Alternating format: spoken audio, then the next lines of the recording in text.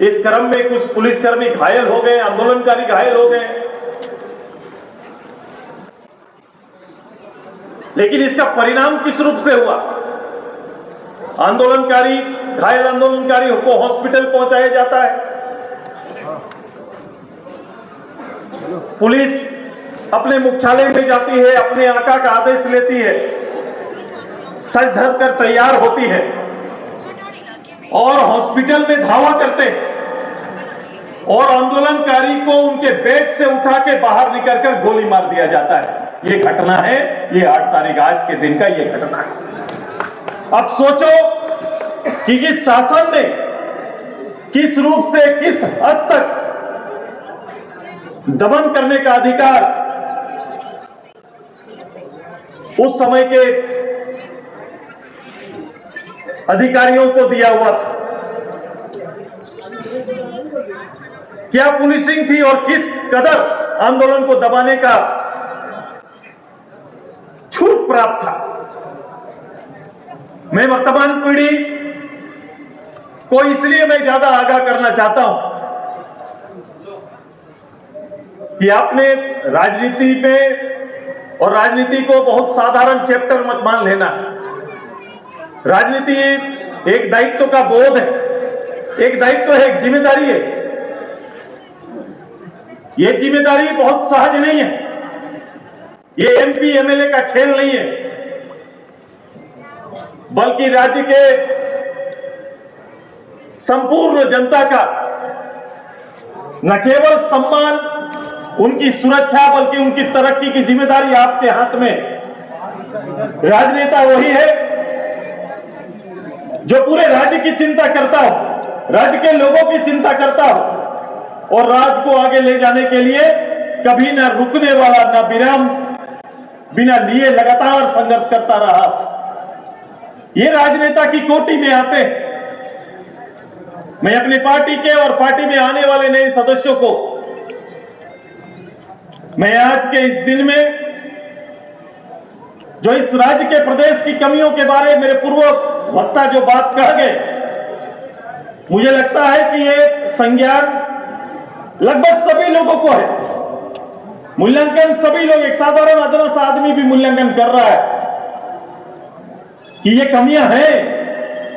एक राज्य सरकार ऐसी है यहां पर कहने को तो मूल पार्टी आंदोलनकारी इतिहास के साथ आगे बढ़ने वाली पार्टी, लेकिन नेतृत्व ऐसा खोखला जिसने आंदोलन के वसूल को समाप्त करके रख दिया, वसूल के जगह वसूली वाली सरकार बनाकर सामने पेश कर दिया है। और इसी का परिणाम आज के दिन में एक बड़ा भटकाव झारखंडी जनमानस के अंदर में है, बिखराव झारखंडी जनमानस के अंदर में।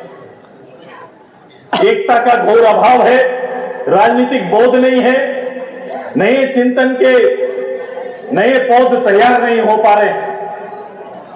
मैं जिस समय आपसे ये बात कर रहा हूं, मुझे लगता है कि राज्य के लिए चिंता करने का सबसे बेहतर समय, चूंकि चुनावी दौर में से हम कोसों दूर हैं।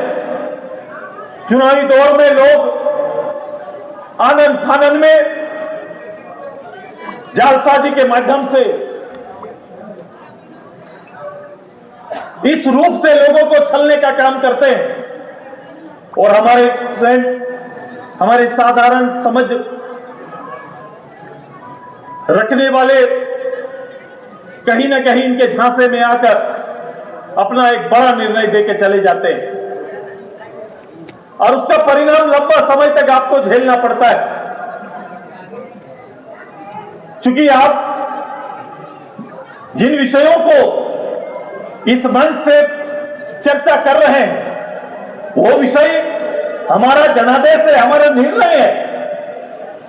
हमारे लोगों ने इस विषय को स्वीकार किया है, जाने अनजाने में इसलिए चूंकि उनको तत्काल मिलने वाली सुविधा ज्यादा प्रभावित कर गई, दूरगामी राजनीति की समझ नहीं हो पाई। राजनीति कभी शॉर्टकट रास्ता नहीं है, राजनीति का कभी शॉर्टकट रास्ता हो ही नहीं सकता है।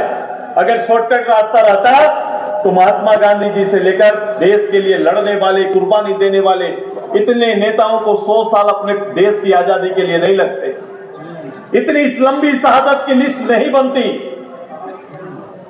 झारखंड जैसे प्रदेश के लिए 50-70 साल अलग अलग स्तर पर लड़ना नहीं पड़ता, क्योंकि ये बड़ी कामयाबी के लिए उसका संघर्ष लंबा होता है। मैं अपने सारे नौजवान साथियों से आग्रह करते, धनबाद के बारे में जिक्र करें तो राज्य की आर्थिक नगरी के रूप में जिक्र होता है, और कहीं ना कहीं सभी लोग इसके अर्थ के तंत्र में और तंत्र की ओर ही मुखातिर होते हैं, और इनकलाब भी उनके अगल बगल ही जन्म लेता है। मैं इन सब चीजों से थोड़ा पीछे मैं आपको ले जाना चाहता हूं कि इस राज्य के अंदर में अगर अर्थ की ये नगरी है तो आपको देखना पड़ेगा कि सपोर्ट इतना बेहतर होने के बावजूद हम कभी भी धनबाद और धनबाद के आसपास में जिस लोकेलिटी की बात करते हैं, जिस जंगल की बात करते हैं, जिस विस्थापन की बात करते हैं, पुनर्वास की बात करते हैं, उस पर ए.के. राय साहब, विनोद बिहारी बाबू, शिबू सोरेन जी, इससे आगे इस लड़ाई को कोई नेतृत्व बड़े स्तर पर मिल ही नहीं पाया। उस समय इन विचारों का केंद्र बनने के कारण उनके बिताए हुए कुछ समय आने वाली पीढ़ी को सजग करके तो थोड़ा दूर चल गई, लेकिन वर्तमान समय में ये कोयलांचल में जो राजनीतिक बिखराव है, एक बड़ा कारण है वर्तमान परिस्थिति का। लगातार 3 घटना बैक टू बैक आपके सामने। मैंने कुछ घटना को न केवल देखा, मैं घटना के हालात को देखने और समझने के लिए भी गया। मैंने लोगों से बात भी किया, घटना स्थल का भी दौरा किया। यहां के लोगों का इस अर्थ नगरी के अर्थवाहकों का मन इतना बढ़ा हुआ है कि यहां मानव का जीवन आम हो गया है, और उसकी जो वर्तमान हालत है जिसे हम नरसंहार कहेंगे, ये 5 लोगों का, 20 लोगों का, 10 लोगों का, ये जो 3, 4, 5 घटना हुई जिसमें संख्या नहीं है। लोग जाते हैं काम करने, और अगर जाते में चाल धस जाता है तो उसी जमीन पर जमींदोज कर दिए जाते हैं और उनका अता पता तक नहीं रहता है। अब बताओ, ऐसी परिस्थिति ये रोज दिन होना है। दीमक की तरह आपकी धरती के नीचे ये काम चल रहा है। लंबे समय से झरिया आसपास तो जल रहा है, लेकिन उसी के इर्द गिर्द ये धंधा भी चल रहा है। CCL, BCCL, मैं इस पक्ष का नहीं हूं कि मैं अगर विपक्ष हूं तो सत्ता पक्ष में और सत्ता पार्टी के केवल गुणगान मेरी व्यवस्था है। सुदेश महतो किसी के बस और व्यवस्था का आधार नहीं है, न मानक है। मैं जानता हूं अगर ये घटना घट रही है तो उसकी जिम्मेदारी राज्य सरकार के इस प्रतिष्ठान CCL, BCCL का भी बहुत बड़ा रोल है, बहुत बड़ी भूमिका है। और कैसे एक पद में बैठा व्यक्ति इतनी बड़ी घटनाओं को निकल जाता है। यहां के इतने जनप्रतिनिधि अब तक नहीं बोलते हैं। उनके मन में लोगों के प्रति वेदना कहां है? एक राजनेता होने के नाते, एक क्षेत्र का नेता होने के नाते उनमें ममता है कि नहीं लोगों के प्रति? यह बड़ा चिंतनीय विषय है। लोग मुझे कह रहे हैं कि दादा बड़ा लड़ाई लड़ना होगा। मैंने कहा लड़ाई बड़ा लड़ने का तो समय आ गया है। मुद्दा तो है, लेकिन मुद्दा है कि नहीं लोगों में लड़ने का, ये चीज सुदेश महतो पहले देखना चाहता है। लड़ाई तो लड़ी जाएगी, बड़ी लड़ाई लड़ी जाएगी,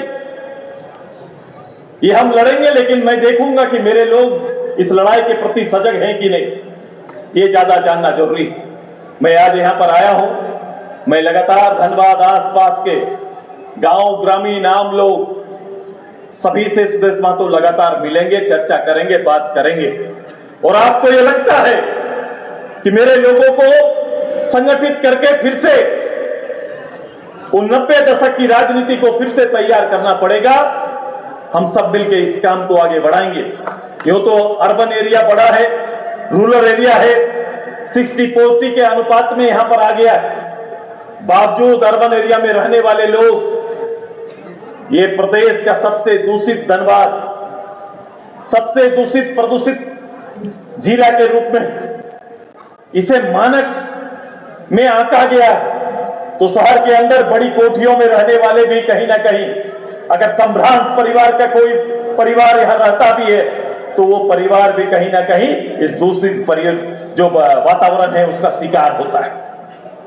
मैं आऊंगा हर स्तर पर, जहां एक तरफ बराकर, एक तरफ दामोदर, ऐसी कई नदियां, जीवंत नदियां अगल बगल में। पूर्व में हमारा मैथन, जिसका जल जमाव झारखंड और सिंचाई क्षेत्र बंगाल। बावजूद धनबाद का ये पूरा आबादी, इतनी बड़ी आबादी पानी के लिए तरसता है। जैसे ही गर्मी का दिन सामने आता है, मैंने देखा है हाहाकार की स्थिति यहां पर हो जाती है।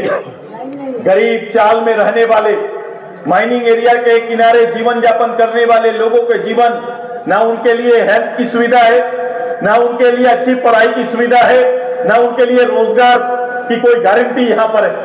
अब ये तीनों चीज, सबसे ज्यादा इनकम देने वाला रेलवे धनबाद, सबसे ज्यादा कोल माइनिंग, दोनों CCL BCCL करके माइनिंग का क्षेत्र है जो हमारा धनबाद। बावजूद सबसे गंदी स्थिति यहां के मानव का और यहां के लोगों का बना हुआ है।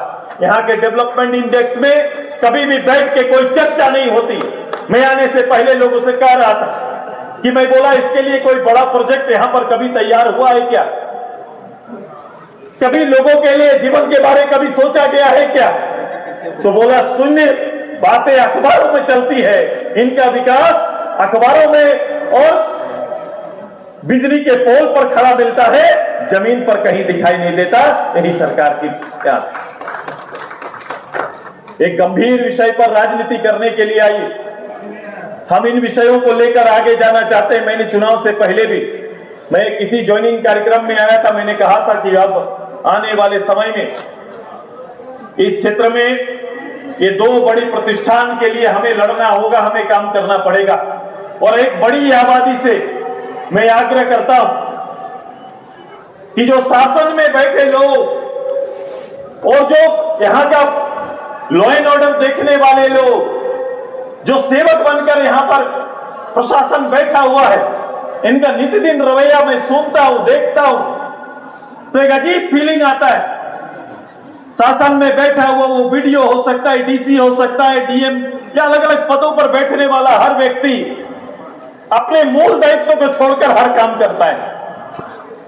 हमेशा अगर वर्दी वाले हैं तो वर्दी की धौंस जमाते हैं, अगर चेयर कुर्सी में थोड़ी ज्यादा गर्मी है, बड़े कुर्सी पर बैठे हैं, साहब बनकर अगर कोई बैठा है तो हमेशा लोगों के बीच अपने दायित्व को भूल जाता है। और मैं साहब हूं, मैं BDO हूं, मैं CO हूं, मैं LRDC हूं और मैं फलना हूं, तुस्का हूं, यह काले कहलाने में और उसका रुबाब झाड़ने में ही लोगों का समय चला जाता है। अब बताओ, राज्य के राज में बैठा हुआ जो एक आंदोलनकारी पृष्ठभूमि से आने वाला नेता, अगर अपने प्रदेश के अंदर में लॉ एंड ऑर्डर में काम करने वाले, शासन में काम करने वाले जो लोगों का जो रुतबा है, जिस रुतबे से वो काम करते हैं, जिस रुतबे से वो बात करते हैं, अगर नियंत्रण उनका ना हो। मैंने कहा था कि सरकार को अगर देखना है, किसी भी सरकार का आकलन लगाना है, तो उसका आकलन सबसे छोटे इकाई पर जाके देखना। एक अदना सा कर्मचारी भी निडर होकर लोगों के बीच अपनी मांग रख देता है। 1 डिसमिल जमीन के लिए एक रेट तय करके लोगों को हाथ में थमा देता है। अगर उनके हाथ में ये चीज दीजिएगा तो आपका अपना जमीन का रजिस्ट्री होगा, आपका अपना जमीन का म्यूटेशन होगा, नहीं तो आपका जमीन का म्यूटेशन नहीं हो सकता है। ये वातावरण है कि नहीं, बता दीजिए। ऐसा वातावरण है कि नहीं, गांव घर में है कि नहीं? अगर ये वातावरण है तो ये स्वीकार है, ये स्वीकार है आपको, ये स्वीकार है कि सरकार का रुख अगर बदल जाए, सरकार अगर ये सोचे कि मैं ऐसे ही चलाऊंगा, ऐसे ही वातावरण देने का कोशिश करेंगे, तो इसके खिलाफ में जनता को खड़ा होना पड़ेगा। ऐसी सरकारों का गुमान केवल जनता तोड़ सकती है और जनता को एकजुट करने का काम आज पार्टी को करना चाहिए। सत्ता